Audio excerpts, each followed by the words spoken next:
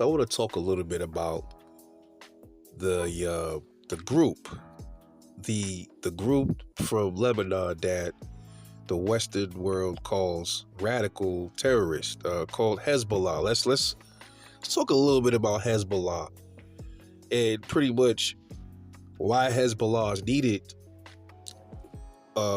in Lebanon specifically. Now, Hezbollah, it means party of God. Okay, they're a Shiite militant group and a political party based in Lebanon, and their history, they were formed from like a loose collection of militias. And Hezbollah is, they're one of the most powerful non-state military forces in the world, and they play a big role in the Lebanese governance, man. So this goes back from the early 80s. I was a little dude. I was probably, this starts from like maybe 81, 82-ish, around that time. That's where Hezbollah really got their start. They emerged from the Lebanese Civil War that took place in 1982 when Israel invaded Lebanon. All right, so that's very important as to why Hezbollah is even around. All right, they do have a slight Iranian influence as well, because in 1979,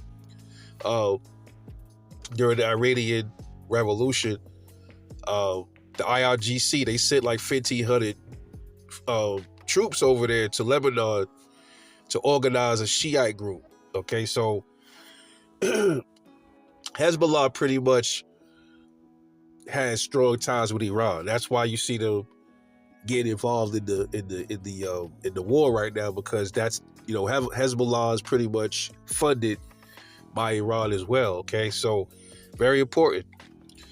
And then, like, I would say, like, around like the late 80s and like early 2000s, they started getting noticed a lot during like the 80s for their asymmetrical warfare and what they would call extremist tactics. All right, from what people are saying, they are the ones. They operated under the name Islamic Jihad. That's what they were really known to operate under. And then they were linked to the 1983 Beirut barracks bombings that killed 240 U.S. and 58 French service members. Okay, now they're saying that that's what they did. We don't know if they did or if they didn't. The Western media would tell us anything to tarnish and to demonize those people over there. That's what they do. I'm not saying that those people aren't capable of doing that. There's scumbags everywhere. You got scumbag Muslims, you got scumbag Americans, but the Western world likes to label them like all terrorists, especially the countries that don't want to play ball with the U.S. They like to label them as terrorists. But the ones you notice, right, that play ball and bow to the U.S., they're fine. Yeah, they're fine because they play ball. The minute they don't play ball, they become terrorists. That's what they did to Muammar Gaddafi. This is a pattern with the U.S. This is what they do. All right. And then, like, for like 20 years, Hezbollah, they were fighting like guerrilla warfare against the Israeli forces, man, for 20 years. And then in 2000, Israel withdrew from the war. And according, as far as Hezbollah is concerned, they framed that as like a victory. Okay, so across the Arab world, they were looked at as like, the ones that defeated Israel, pretty much. That's what Hezbollah, they're a stronghold in the Arab world, but they're held to a higher standard, you know what I mean? So, what do I think of Hezbollah? Well, here's my thing. If Hezbollah didn't exist, Israel would have probably snatched up a whole lot more of Lebanon, because they're on the conquest of snatching land like they've been doing with Gaza and West Bank. That's what Israel probably would have did by now if Hezbollah wasn't the thing.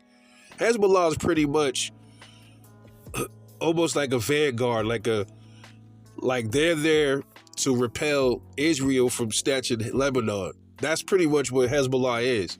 So That's what they have. They don't have a real strong. Lebanon doesn't have a big giant military like a lot of these other places. So that's what they got. So when you hear Western media tell you Hezbollah is this, that, and the third, yo, this goes back to what I've been telling everybody. If we leave those people alone, there will be no need for no terrorist attacks. Everybody got enough land in this world. This planet is big enough for everybody to stay out of everybody's business, but we can't do it. The Western world can't leave these people alone. And the Americans, the stupid Americans that don't understand that, they're going to keep on condoning this shit because they don't like America, but you're not understanding why they don't like America. And I'm going to get into that in another video. It's specifically Iran. Why Iran? I kind of touched on that a little bit. Why Iran is always, why they say that Iran says they hate America and stuff. So go check out that video, man.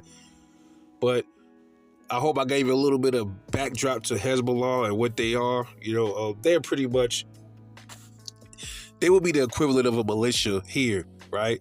They will be the equivalent of a militia making sure Mexico don't try to take Texas. Like if you had American militia at the Texas border and Mexico was firing missiles into Texas, trying to take Texas away from the United States. So, take Texas back. That would be what Hezbollah is to Israel. It's the same thing, but Americans don't understand that. Americans only think Americans are the only ones that can defend shit, but they don't look at it the other way with as Muslims when they defended their land. That's kind of fucked up, but that's why I don't have any sympathy for a lot of Americans when bad shit happen, because sometimes motherfuckers need bad shit to happen to them so they can get slapped in their face so they can understand reality, but they don't. Americans live in this bubble. That bubble will get broken eventually. Just my take. Let me know what you think, man. It's Rebel Life Truth, man. I'll catch y'all on the next one. Y'all subscribe to the channel, share the video, and like. Push me out there. Let's get it. I'll catch y'all on the next one.